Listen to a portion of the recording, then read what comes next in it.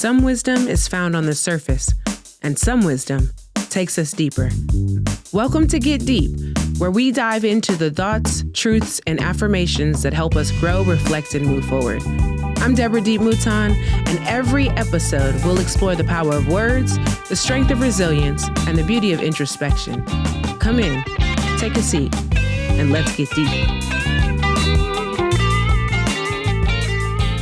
My father taught me when I was young that we love hard. He said this would hurt my friendships because inevitably I would always pour much more into things than other people were willing to pour into me. It kind of sounded like a death sentence on the front end, but the older I got, the more I started to understand what he meant. In high school, I fell in love with a guy who broke my heart. And on our breakup, where I wanted to reconcile and get back together, I did everything I could to convince him that I was worthy of love. Even made a mixtape that I played outside of his house from a large boombox begging him to get back with me. Ooh, that's rough.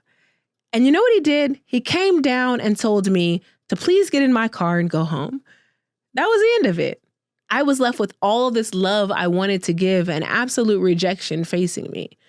And I have found more times than not in relationships, whether they be platonic or romantic, that I am usually the one who gives in to lingering long after I should end the relationship. From friends who have deceived me and lied on me and gossiped to others that just didn't know how to handle me.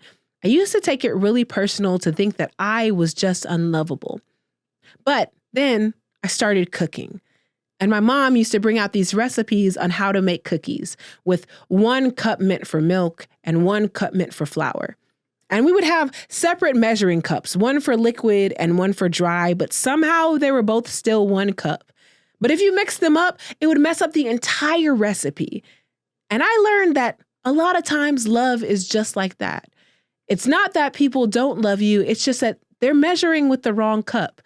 For them, giving a cup of dry love doesn't quite measure up to your cup of liquid love. And understanding that difference doesn't make either of you a bad person. It just means that you aren't the right match.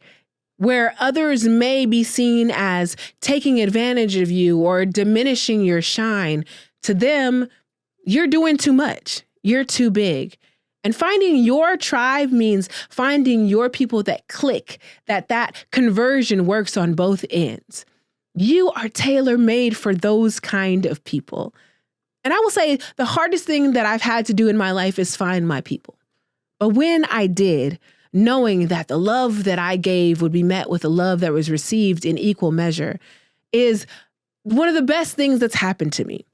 So instead of looking at people with the eye of not giving enough or seeing yourself as one who takes too much, consider that maybe you're just unequally yoked.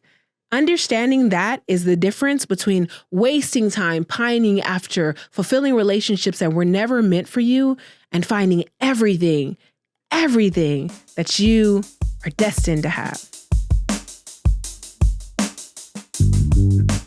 Thank you for joining me on this journey today. I hope this moment of reflection stays with you, guides you, and reminds you to keep going. If you found value in this episode, let's keep the conversation going. Follow me on Instagram at Live Life Deep and share your thoughts, your wisdom, and your light. And if you're enjoying the podcast, the best way to support it is simple. Subscribe, rate, and leave a review. Your support helps others find this space of growth and inspiration. This has been a Gemini's production. You can explore some of the other podcasts on the network by going to GeminisProductions.com or following on Instagram, TikTok, or YouTube at Gemini's Productions. Until next time, remember, you've been given today. What you do with it is up to you.